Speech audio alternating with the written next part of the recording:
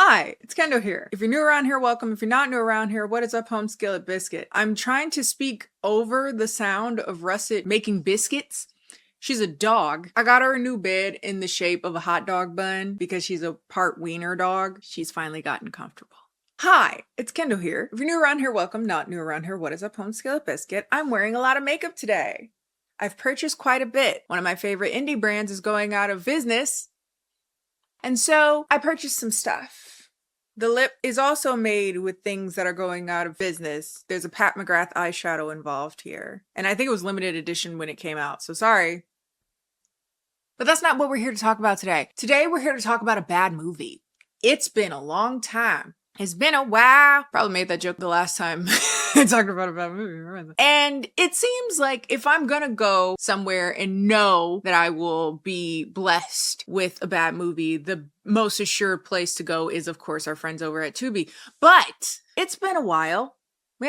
Since I've been over there. And the last few times I've gone back over there is because like old cartoons have been ending up over there. And sometimes when I don't want to pay attention, I'll just put on like Ed, Edd and Eddy. But has anyone noticed that it's gotten very gentrified over there? Before, Tubi was where you watch shows that are so old that they don't even really care about copyright anymore. And some of them are often quite good. Older shows though. / low budget Black dramas that are poorly written and have no budget and they're ass. And usually they were equally accessible on the front page. But now when you want to go look for a bad Black movie on Tubi, you gotta like look for it. It don't find you first. Only a discerning eye, those that are in the know where to look for it. And luckily I do. But I see y'all gentrifying Tubi. Watch, they're gonna start charging. But with that said, I happened upon a movie. It's called Sugar Baby 2025. And a quick glance at the trailer let me know what I would be watching would be as terrible as I'm obviously craving, but also perplexing. Keep me confused and guessing. Not because it's like on purpose, but because it makes no sense. I find joy in sitting there talking about what doesn't make sense about movies, hence why I watch bad movies, duh. So Sugar Baby actually isn't a Tubi original. It was originally a movie on BET Plus. We putting BET Plus stuff on Tubi now? How long they been doing that? Who's subscribed to BET Plus, first of all? Let's start there. I don't know nary nigga that's subscribed to BET Plus. I know niggas that are subscribed to Zeus, but aren't subscribed to BET Plus. But it's about a young girl named Jade who becomes kinda, sorta, but not really a sugar baby when her boyfriend is sent to jail for murder charges and she's forced to try to figure out her financial situation on her own. She meets a man and he, for all intents and purposes, becomes her sugar daddy. And once she gets a taste of the good life, there's no going back.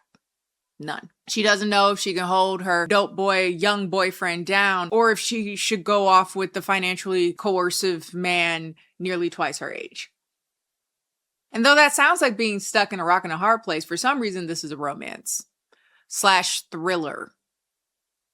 I think thriller is correct if they knew what they were writing. A lot of people sound real nefarious in this movie if you squint. Not even if you squint that bad, but you know. I say all that to say this movie's terrible.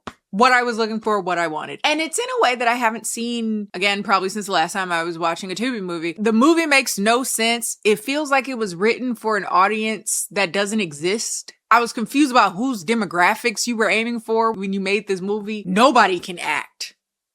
Nobody can act. The main girl, the main person that plays Jade, shines as the worst of them all. Do you know how bad you gotta be to stick out in the BET Plus original movie on Tubi? Is she somebody's daughter? Is she someone's friend? For a second, I thought she was one of the Kimora daughters. Is she still Lee Simmons? Kimora Lee's daughters? But I don't think so.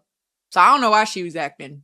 She must be somebody's daughter or somebody's friend. I don't know. There's also this woman. I was like, this woman looks so familiar. And then I was like, isn't this the you need to stop fucking with Daquan and get you a Brennan? Ain't that her? It is her. I looked it up. Yes, it is. She be acting. She in a bunch of these hood classic Black movies on Tubi. Good for her. As far as acting goes, like nobody's great in this movie, but she's best at it. I guess. She acting better than the main person in this movie. I will say though, her character sucks, but I'm supposed to think she's great.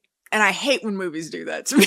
But I also love it, hence why we, you know the spiel. We get it. I've also seen the main dude who's the rich guy she ends up falling in love with. I don't know in what, but I assume it's something Tyler Perry made. But again, the thing about this movie that gets me the most is that it's just perplexing as fuck. Like, at some points it is self-aware. At other points, it feels like it was made 20 years ago and then shelved. It over-explains the fuck out of concepts that, again, I feel like everyone watching this movie would know what they are. Like, for instance, what a sugar baby is and what a sugar daddy is. Again, who is the audience demographic if not Black women aged 25 to 40 who would already know what a sugar daddy / baby is? Also, some of the lines be coming out of nowhere sounding mad old. Like, people will be talking normally and then someone will call each other a jive turkey or some shit. Not exactly, but you know what I mean? It feels off. As far as movies on Tubi go, it's on the higher end budget, which makes sense because you're doing a movie about niggas that have money, and if you don't have enough money on set to make it look like he has money, then you have no movie. So at least they, we got that out of the way. But overall, the movie's very bland. It's a movie you have on while you getting your hair braided, or you getting a retwist, or you playing little games on your phone. And even if you miss like 5 minutes, 10 minutes of it, you know the gist of what happened. And considering that I've been watching a lot of very good stuff recently in my own time, but often very dense things, I just wanted to watch something that was kind of nonsensical, and hence,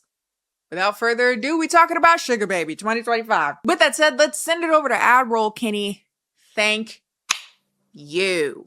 Hello everyone, this is Admiral Kennie, and today's video is sponsored by ZocDoc. So for the last few years, I've been struggling with keloids in the back of my ear, basically scar tissue that happened after I got too many piercings all at once. And I was on a dermatological regimen of sorts, but now that I've moved, I need a new dermatologist, and because they're back and they're as annoying as ever. If you never had a keloid, especially on your ear, sometimes they just wake up one day angry and they're itchy and they hurt, and so you need to go to the dermatologist to get that handled. And I wanted to see somebody quickly, and thank goodness for ZocDoc. I was able to find a new dermatologist with great reviews and someone that I could see soon. Very knowledgeable, came in with a great plan for us. Basically kind of talks about how the old plan that we were doing at my other dermatologist wasn't really working, and that's probably why they came back. And so now we're like on a schedule, baby. ZocDoc is a free-to-use website and app that allows you to search for doctors in your area. Ones that are in network, because there's no point even looking at the other ones. It's great. It's a great way to streamline that down. They have more than 150,000 providers all across the United States and over 200 plus specialties. So you're sure to find someone who can handle what ails you. And perhaps the most impressive part is that even if you're a new patient, you can find appointments with providers in app. And usually those appointments happen within 24 to 72 hours. And if you ever tried to go to a new doctor and tried to get an appointment that week, girl, sometimes you can even score same day appointments. It's a great website to take one more step out of the arduous process of finding healthcare in the United States. And if you would like to check out ZocDoc, again, it is free to use, and you can click on the link down below. Head over to ZocDoc.com/KennieJD to check out ZocDoc today. I know it seems small, but clicking that link is a step in the right direction for prioritizing your health. Big thanks again to ZocDoc for sponsoring today's video. Now let's get on to the debauchery.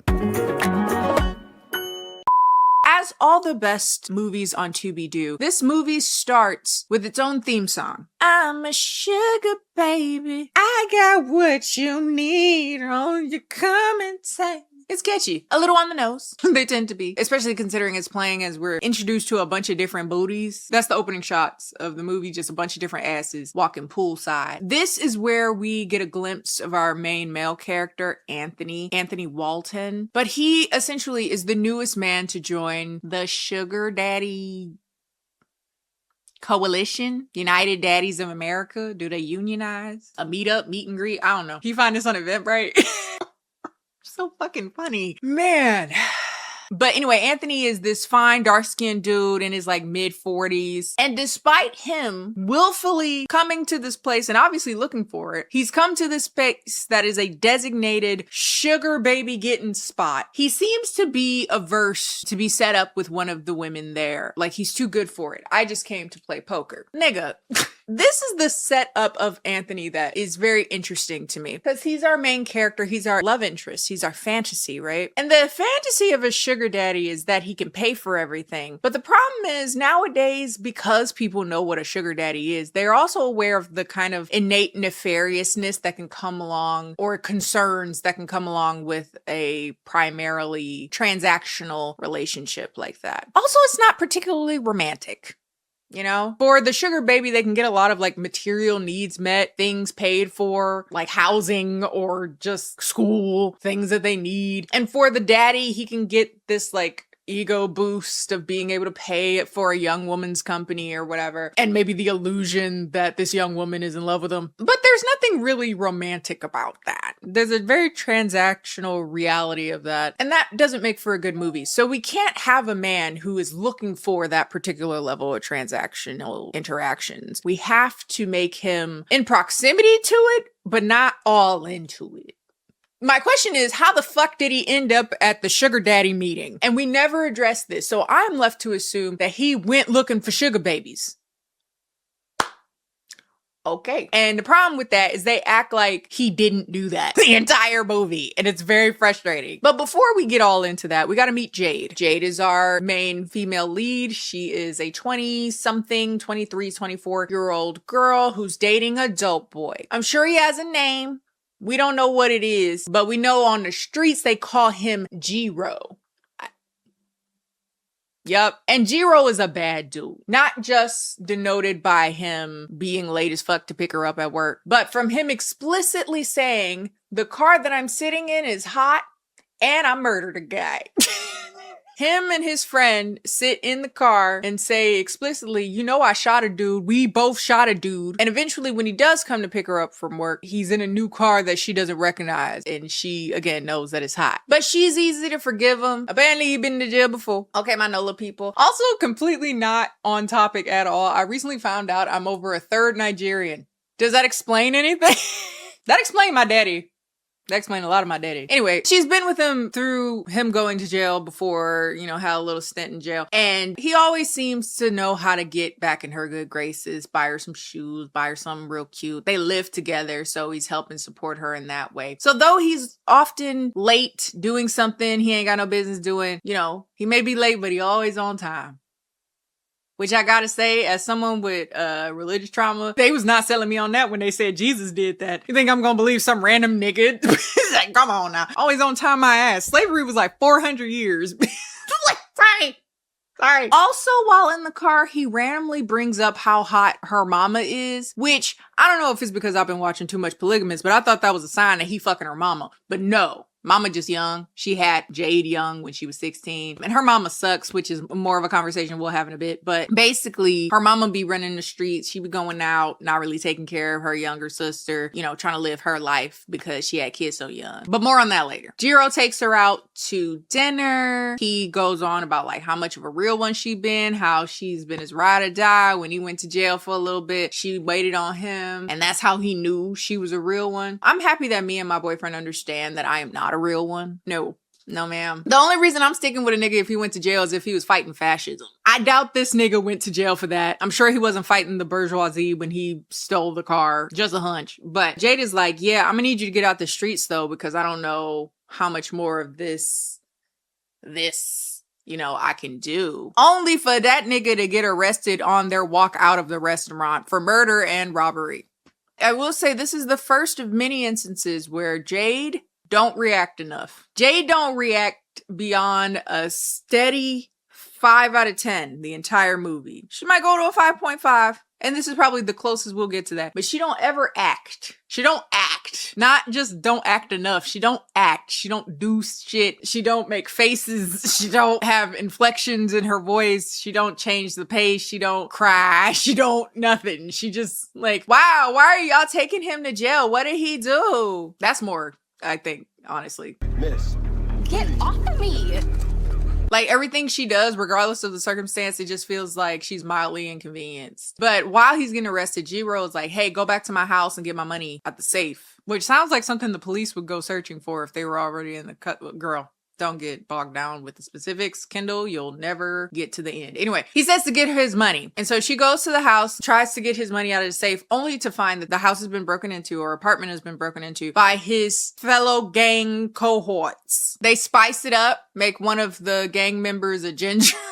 Because this is a movie equivalent to a Tubi masterpiece, the burglars are basically like, oh, now that we got the money, he can rot in jail. Fuck him. We're gonna like rat on him. We're gonna snitch even. And with that, his co-crime doers leave out saying, man, I wish we could have ran into his girlfriend. She know where everything is, but we got the money, so fuck him. Let's go. I'm also like 60% sure the money wasn't even in a safe. It was in the microwave. But regardless, that's what happened. So now that his money has been stolen, Jiro is moneyless and therefore unable to post bail. And so when she's like, hey, you're in jail, they stole all the money, I don't have any way to support us while you're in jail, like, what do? We're about to get evicted. They were already about to get evicted. And he's like, that's crazy.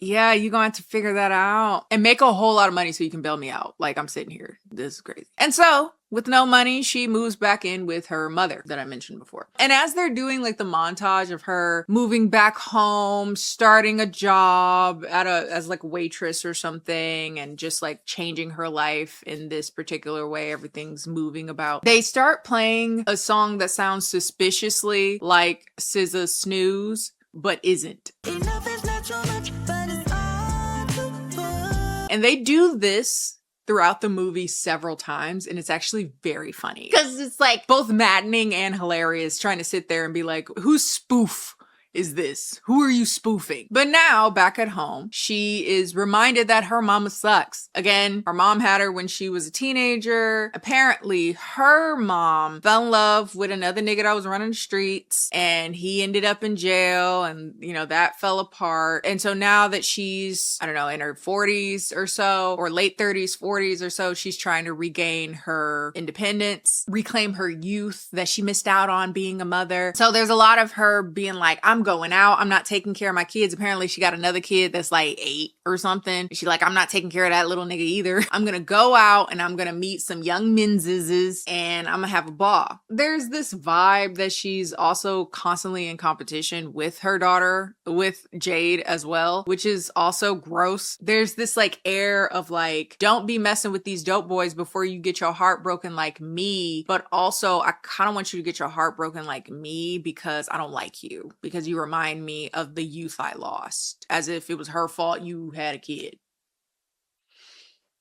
Anyway, so Jade has taken up a job at a fancy restaurant as a waitress to make some ends meet. But as you can imagine, that job sucks because being in customer service sucks. Luckily, her manager, Angel, is pretty cool. Angel is one of the women that you see in the beginning when they're doing the booty walk at the poolside with the sugar daddies. So it seems that she has a very full schedule. During the days, she works as a manager at a restaurant, and at night, she fucks old men. Girl, how do you manage your time? Because you sound like you good at it. Is it pen and paper? She got a notion? Like, what's she do? But working at the restaurant is grueling work. It's a lot of being hit on by dirty old creepy men who have a lot of money, who are having business meetings there. And at some point, it really starts to wear on her. She's making minimum wage, dealing with pushy, creepy old dudes. And then she got to go home to her mama and her bullshit. And it's like, it's weighing on her. She got to hear her mama go on and on about, I told you so about that nigga Jiro. He mean you no good. But she don't do it in the like I lived my life and I had the same struggles and that's why I'm warning you. It's definitely like, I told you so, bitch. And then you want to come back here and want to live at your mama house like I'm your mama.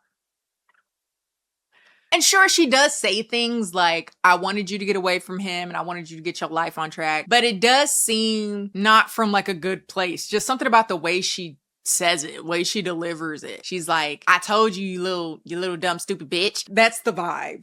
Like, haha, that's what you get, dumb hoe. As if like you got some shit you working through and you making it her problem. Anyway, but mom is like, that's cool, whatever, you gonna learn eventually. Anyway, let me go out and party for the 4th time this week and it's only Thursday and hang out with my boyfriend that is 15 years younger than me. And that's what she does basically every night, leaving the baby to be taken care of by Jade. So she also got to be a mama too, essentially. So Jade bemoans her life with Angel, and they form a sort of friendship where Angel is a big sister in a way. But honestly, I hate their friendship. I think their friendship is really bad, and I'll explain later, but it's ass, and it's wrapped up in a bow as if it's not ass, but it is, and that's how I feel about it. Eventually Jade gets a call from Jiro, who's like, hey, are you making my money to get me out of jail? And she's like, nigga, I'm working at a fucking restaurant and I'm busting my ass now that I don't have an apartment anymore because we got evicted. And he's like, you busting your ass, what you need to do is start busting it open.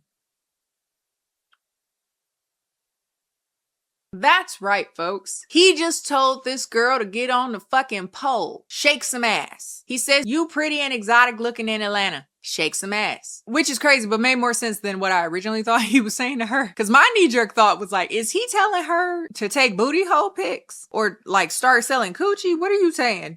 Bust it open. I was like, damn, he didn't waste no time. Usually people like say, maybe you sell some feet pics or something. He going straight to take a picture of your hole and sit it. I was like, I don't know. It's still bad, but like not as bad as I thought it was. But Jade is disgusted by him saying, oh, you need to get out there and start dancing. Get out there, get on that pole. You pretty. At work, she sees Angel and her friends, who she refers to as, quote, the sugar babies, which is pretty self-explanatory, but especially these days. But for some reason, this movie thinks we're stupid. And so in 2025, when this movie came out, I'm supposed to think that a girl who is 24 years old is reasonably going to be like, what is that? What do they do for a living? What do they do for a living? Are they IG models? Like, what is that? And then Angel gives her the whole rundown of what a sugar baby kinda is. She's like, oh, they make money. You know, I'll introduce you to them later. They live a bohemian lifestyle, essentially, that you've never heard of in your 24 years in Atlanta. The fuck? When Jay gets home, she sees her mama's boyfriend on the couch drinking a beer. They don't really interact outside of her being like, where's my mom? But that alone made him call her a uppity bitch who always got her nose up at everybody and thinks she better than everybody. And then in the same breath, take his shirt off and ask her to come sit next to him, presumably so he can get some. So while getting naked, he's also berating her like, I don't know why you think you better than everybody else. That's why your nigga in jail. She's like, what the fuck is your problem? And he like, me and your mama got an understanding, you know? And like, I ain't gonna scream if you don't holler. And immediately, of course, the mom comes in, and because she don't like her daughter anyway, she's like, oh, you tried to fuck my boyfriend? Get out, you hoe.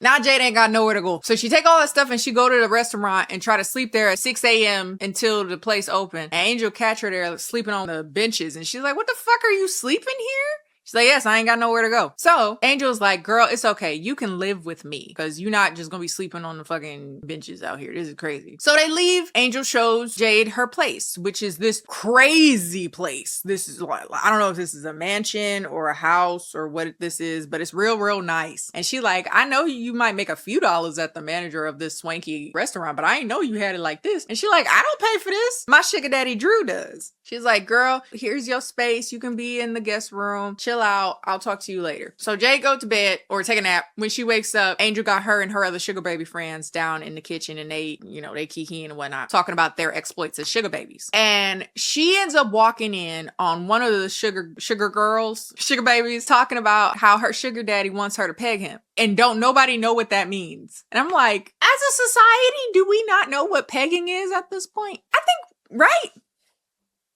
Or do I hang out with too many freak bitches? I'm also saying this to my audience who is probably gay, or in an alternative community, probably pan. So y'all know, or like watch anime, have a yaoi collection. So y'all not the right people to ask. But does the average person not know what pegging is at this point? Or am I just, anyway, they hear about this. They don't know what pegging is. And when they find out, they get real judgmental. And I will say that was me at one point. I've grown, but at some point you gotta open your third eye and listen to a man moan like a bitch. Put away all that homophobic, lens of what the booty hole and male penetration is and all that, and just let the highway to pleasure lead the way, my friends. Be enlightened. That's my public service. Anyway, Jade overhears this conversation and she like, ugh, that's nasty. But that's how they all start talking because all of them think that's nasty except the one girl who's like, hey, he bought me a car because I pegged him. So like, I don't know. But they all start to talk to Jade about all of these, not just material items, but like experiences and all this access that they have now that they are sugar babies with these powerful and very wealthy men, particularly men who are older because younger men don't tend to have the capacity to be anybody's sugar daddy. They each talk about how like, you know, they've helped with businesses, helped them, you know, enrich themselves in many ways other than monetarily. And they've all seemingly met their sugar daddies through Angel, who is kind of the plug. Like I said, I'm not a fan of Angel as a character because they want her to be empowering, but this bitch is a madam. If you want to be real, if you want to be critical, which I want to be, this bitch is a pushy motherfucker. Because throughout this movie, she seems very adamant that Jade, who, spoiler, will not be interested in the sugar daddy thing. She really wants to push that on her. She's like, girl, you need to be a sugar baby. Get these niggas money. She's like, okay, well, I'm not interested. And she's like, well, if you fuck the right one, you can make this money. And I'm like, this don't sound off to y'all? Don't sound familiar to y'all? And again, also, this whole conversation is fucking stupid because she's 24 and also dating street niggas, but she don't know what a sugar daddy is. I don't know. It make no fucking sense. Anyway, but Angel's like, look, I'm gonna be at a sugar daddy party tomorrow. I'm the plug. So y'all all should come, including you, Jade. And as they're going, they're playing those knockoffs of other songs. This time, it's like knockoff City Girls, State Women. It's like fake act up. Fucking terrible. But it's also a fun time figuring out like, who is this supposed to be? They give Jade the lay of the land, give vague advice on like who's the type of sugar daddy that you should avoid. And anyone that they describe sounds like possibly any man in this room. Like they specify, you know, stay away from the military sugar daddies because they married. Bitch, these are old men talking to young women and they have a lot of money. They're probably married in general, but for some reason specifically, the military ones are married and they like are very protective of those marriages and of their careers, which again, that would be any man at this party. Like, okay. They end up singling out this one dude and basically saying that he was a predator amongst them, but was able to buy his way back into the sugar daddy coalition. And I thought because they like honed in on him, I thought he would be more crucial to the overall story. Like he's going to be an antagonist in some way. But no, they just do it to say there's men here that suck as well, which is like, again, yeah, this is a pool of rich, powerful men specifically canoodling with broke young women, paying for their company, supposedly. And you're like, yeah, some of these men aren't great.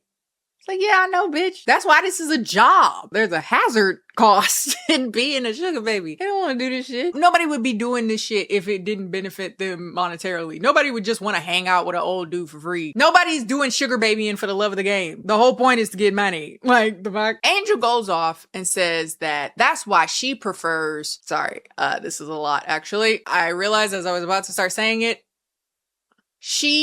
I'm gonna read. She goes after the foreigners, specifically Africans, because they are rich and got that oil money. I assume the assumption there also is that they're qualitatively different from the men that they just described who are essaying women. But again, I'm sure anybody here has that capacity. But even worse, as this keeps going, she says the only thing you have to worry about is the cheese, which refers to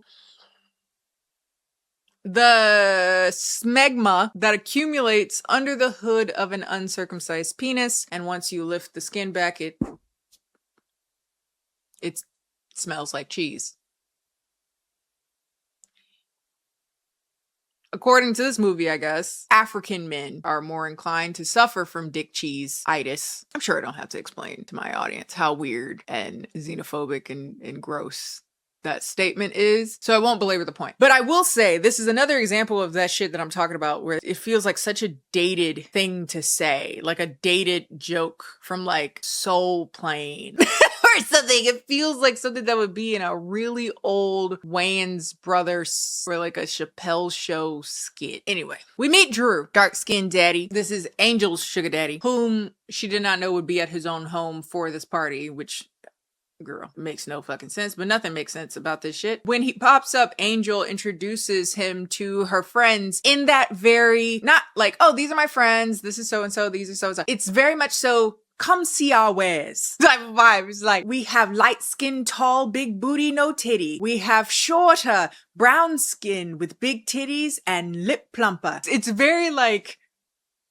potion seller. It's weird and off-putting. Like, here, but for a shilling you can buy this young maiden. But eventually Drew pulls her away because Angel has to perform her sugar baby duties, which seems to be sex work. It just seems to be sex work because she ends up having like a foursome with him and 2 other women. And she seems cool with it. Again, this seems to be part of her sugar arrangement. But hey, if it's transactional but consensual, go off, queen. But it was a random scene that felt like it came out of nowhere. Just like random white women. It was white women, if I remember correctly, just making out. And then Angel and then the old dude looking at him. And then she's like, you should come join us. And then it was like, okay, that's what happened. Meanwhile, Jade is downstairs uncomfortable. Eventually, she's just been kind of left there. Also, she doesn't at any point seem particularly interested in the sugar baby life. If anything, she's quite turned off and uncomfortable with the entire scene, which doesn't get better when some random dude comes up to her in a cowboy hat and lays it on real thick, but she clearly just want to go home,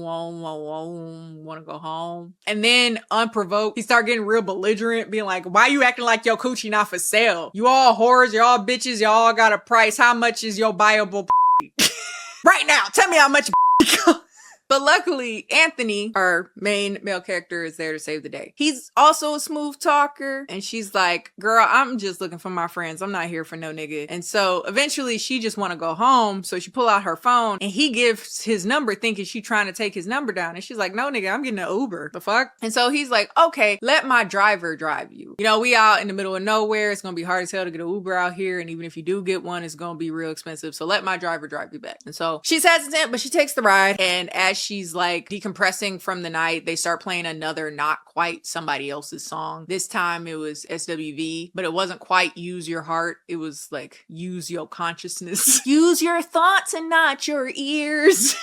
Now that she's pretty comfortable staying with Angel, she finds herself ignoring Jiro's calls. Apparently that whole get on that pole comment was very off-putting to her. Maybe that was her last straw. Good for her. And when Angel comes back the next day from her foursome, she's like, hey, how did you feel about the party? And Jade is like, wasn't my thing. It wasn't my thing. It was not my scene. I hate how everybody feel like they can purchase you. It's not my vibe. Done.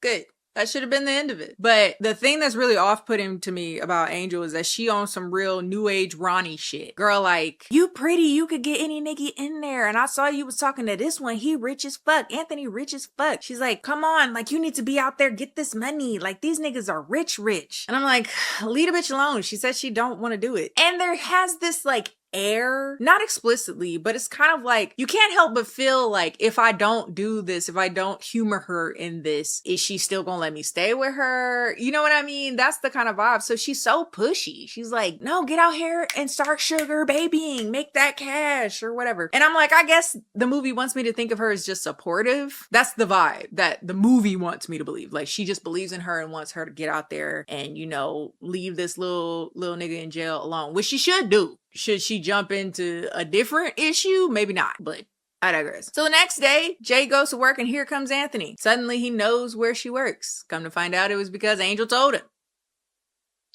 And again, I understand that this is supposed to be seen as romantic, but my knee jerk is like, why the fuck did you come to my place of work, nigga? Would you not be weirded out if you worked at a dentist's office and some nigga you met was like, hey, I was just coming to see you? The fuck? So he's like, no, I want to take you out. I want to take you out. My driver will pick you up after work and we're going out essentially. And Jade is still uncomfortable. She seems reluctant. She don't want to do it. And Angel is like, you need to stop playing. Anthony is the cream of the crop. Real top tier rich nigga. He is incredibly impressive. He's some CEO of a construction company. He's a widower, so I know he ain't fucking with nobody else. I'm like, cause she died? I'm sure there's been other people since she died. But you know, he ain't got no wife to fight over him for. And Jade, still apprehensive, is like, okay, he could be with anybody. Why does he want to be with me so bad if that's the case? And again, I second that. Why are you 45 talking to a 24-year-old? And also, why were you at the sugar daddy brigade?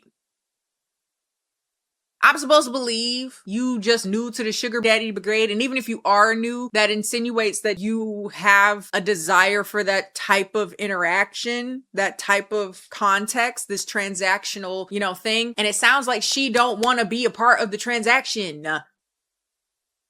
Leave her the fuck alone. And why is everyone trying to make her go out with this nigga? She eventually gets browbeaten down by him and Angel, and she goes out with him. You know how rich niggas do in movies. He rent out the whole restaurant. They dance on the rooftop. They eat Wagyu. And at some point, they spark up conversation where he basically asks her, so Jade,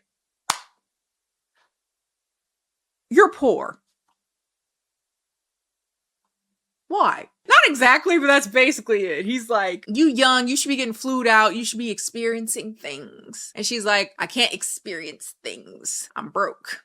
And he's like, well, you shouldn't be waiting tables. You should be, living, doing it. And she's like, nigga, I don't think you understand. You're hearing me. I'm broke. Okay. I don't have any money to do the things that you're talking about. I see you don't understand what that means. And he's like, well, no, I grew up broke, but I pulled myself up by my bootstraps and I worked really hard and now I'm super rich. And I'm like, the secret to being super rich is dreaming big. All that like respectability, meritocracy bullshit. Like, yes, you do have to work hard to be successful, but a lot of people's work hard isn't that hard when you already have help.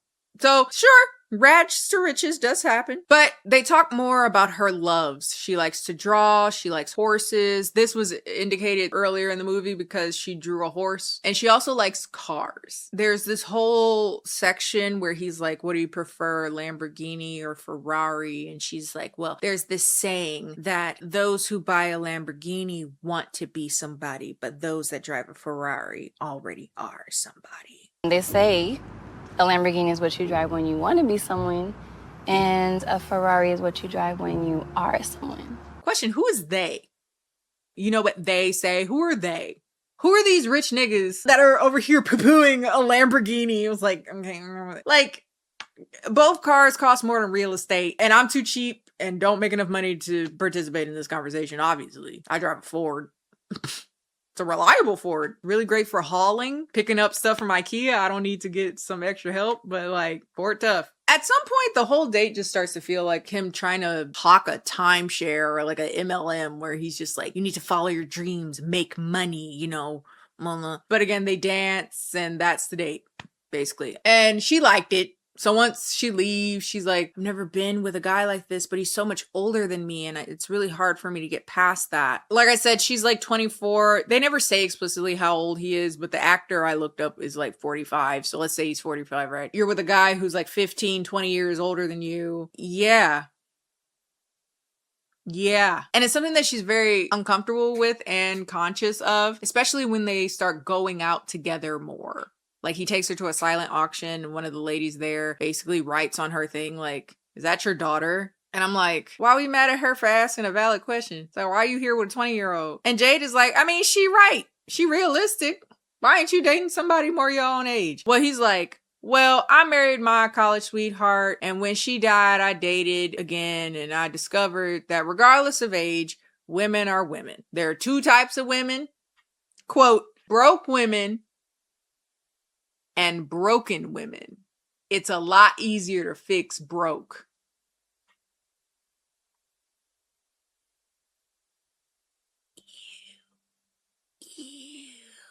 She also remarks how ew that was. But he's like, oh, I'm sorry. You're right. I shouldn't put women in categories like that. I shouldn't generalize like that. But he's like, it's more that regardless of age, it's hard to find people that you have things in common with. And I'm enjoying this with you. And I want to spoil you.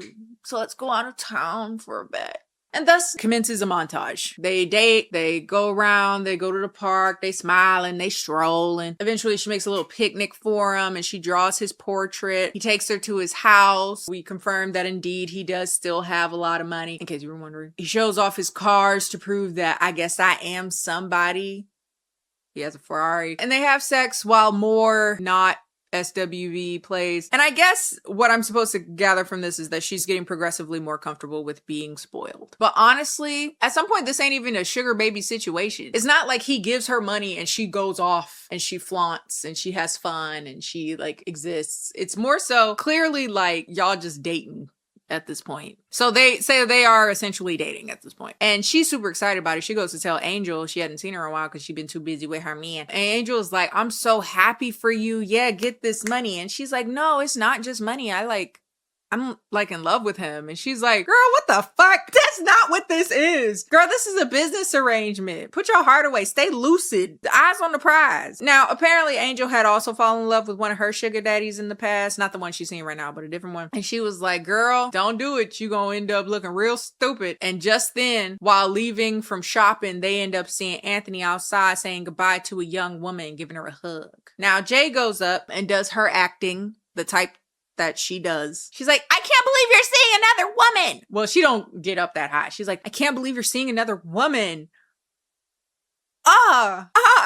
Sorry. And then she's like, fuck you. And then leaves. I will say though, in the midst of this argument where she's like, wow, you here with another woman? She says something along the lines of, we just had sex. And then the next thing you know, you out here trying to find another PYT, find a cute little PYT. And I'm like, bitch, is it 82? Did Thriller just come out? The fuck? And this isn't the only time that the phrase PYT will be used in this movie. Also, unironically, which also puts another thing in the column that this was written by an 87-year-old man who's making movies about a fantasy where he can pay young women to like him. It's very hello, fellow teenagers energy. So, Jade's boyfriend, or I guess ex-boyfriend, the nigga in jail, Jiro. Well, after months of sitting in jail, he's finally able to get bail money. So her nigga somehow makes bail. I don't know how they do that, but he makes bail, which is wild also because like that's bail for a murder charge. Do they do that? Do they let niggas who have been known to murder out to do more murder? I know they let niggas out who stalk to do more stalking. So it wouldn't be that surprising. But anyway, he says he's eligible for bond and she needs to pick him up tomorrow. And though she's reluctant, she does do it in Anthony's Ferrari. And so he's like, who fucking car is this? And she's like, it's a friend's. Don't worry about it. He's like, oh, this is nice. She doesn't seem particularly happy to see him, which he notices. And he's like, what's this? Ain't you happy to see me? And she's like, no, not really. He's like, the dude, the co-criminal that stole from him earlier in the movie with the ginger, they after me and they snitched on me. And I'm like, nigga, then why the fuck are you in my expensive ass, stealable ass car? The fuck? She's like, okay, you can stay with me.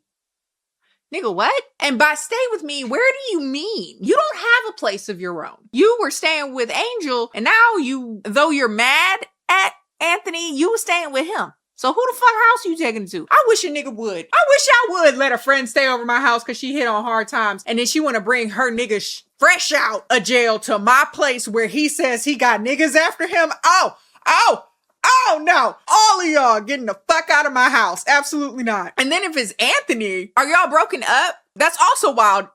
Okay. So you bring your old nigga who got ops over your new nigga house.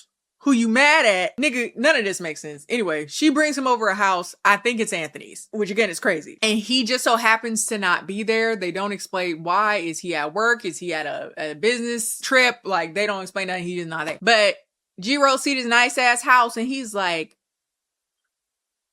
where you get all this shit from? And she's like, I got a new man. And I'm like, girl, what did we bring him to the house for? This nigga steals. First of all, we know that. We know him as a nigga that steals. He will be dropped off at a Motel 6, bitch. What the fuck? I'm sure as hell not bringing him to your new rich nigga house. Ugh.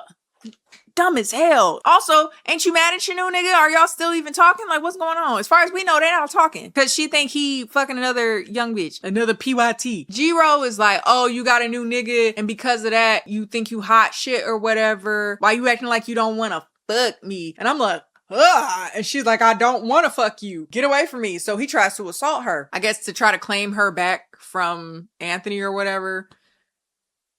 Men are weird. But she's able to hit him in the dick and run. And so she heads back over to Angel house, leaving Jiro at the house. At Anthony's house.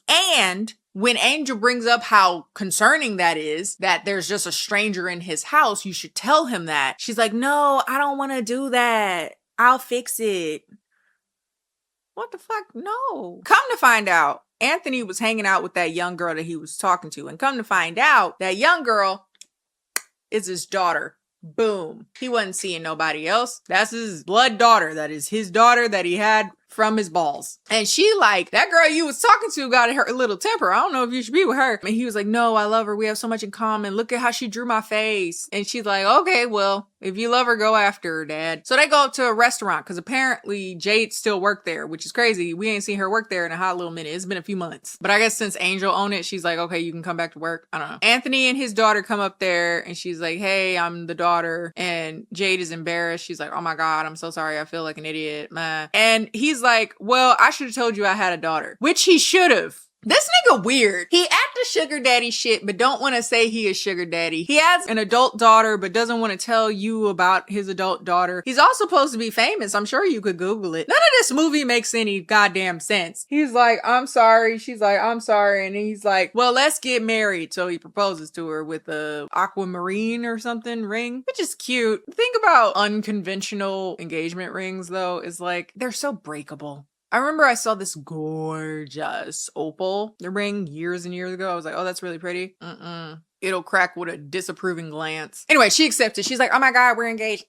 They finally go back to Anthony's house. I guess at some point, G-Ro left. Maybe he thought that she was going to call the police on him, which, you know, fair. She should have. Yeah, maybe he left because he thought that she was going to call the police on him for trying to assault her, which would make sense, yes. But that would make too much sense for this movie, so I'm not gonna do that. Anyway, they're all happy, and one day somebody ring the doorbell, and lo and behold, they gotta change to the handheld camera, they got the pensive music, and G-Ro is in the house, holding a gun to Anthony, and he like, I'ma rob this nigga, he got robbable money in this bitch. We gonna be living a good life. We gonna take any money that's in a safe. Like yeah, let's do that. He's enraged and jealous. He hits him with the butt of the gun. He's like, yeah, we gonna live together, baby, me and Jade. Oh yeah. And he also ends up shooting Anthony on accident when he goes to stand up. He's badly injured. Not dead though. And all of this happens and her voice don't move. It ain't changed yet. She's like, oh my God, you shot him. Why would you do that? It's okay. I got money in my purse. You can take it. Oh my God. Also in the midst of this, G-Ro also says something along the lines about how Anthony liked them PYTs. Twice as crazy. But eventually, Jade is able to convince G-Ro that she'll go up to the safe and get the money. So she goes up there and finds that he actually has a gun in the safe as well. So she bring the gun. Eventually, she shoot G-Ro twice. Pow, pow. He dies. We all live happily ever after. They get married. He survives, Anthony. He survives his gunshot. They live rich and happy, and they sit there rich and happily. The end. It don't need to make sense if it make dollars. Amen. Amen. Speak, Pastor. Put it in the bucket. Anyway, now the final scene is of Angel and the other sugar babies, and they're very excited to see that Jade and Anthony are married and happy. And this inspires Angel to want to make a matchmaking service because apparently she's really good at putting people together. And because of that, she has her eyes set on the new girl working at the restaurant to be her next sugar baby project, which is terrifying. No, she's like, yeah, she's the new target. And that's the end of the movie. I guess that's sequel bait. She gonna try to make another girl's sugar baby. I don't think you could do this movie again. You could barely do it the first time. You gonna do it again? Absolute dog shit. Hated it. Loved that I didn't have to think for an hour and 40 minutes. It was great. Well, I thought, but nothing of importance. It's just like, this movie's ass. And it was great. Yeah, I have been watching too many good movies recently. There's also so many fun movies coming out in the next few months. Guys, I cannot wait. I have not waited for a movie like this in a hot little minute. Wicker? The movie where the woman gets a husband made out of wicker. Apparently he wick her down and everybody real jealous. Plays by Alexander Skarsgård. And the thing about Alexander Skarsgård is I love him. He love him a freaky little movie, don't he? The last movie I saw him in, he had a dick piercing. And the one before that, he was getting breastfed by Mia Goth. I'm excited. But yeah, I'm gonna stop rambling because I want noodles and I'm gonna make noodles to stuff in my face. So if you like this video, feel free to like this video. Follow me on all my social media. Instagram, Bluesky, both of which are KennieJD. Follow me on my gaming channel where I post VODs. It's called NotKennieTV. Follow me on Twitch so you can watch me play live. I'm gonna try to play more often. I always say that, but I mean it this time. And I will see you guys next time. Bye.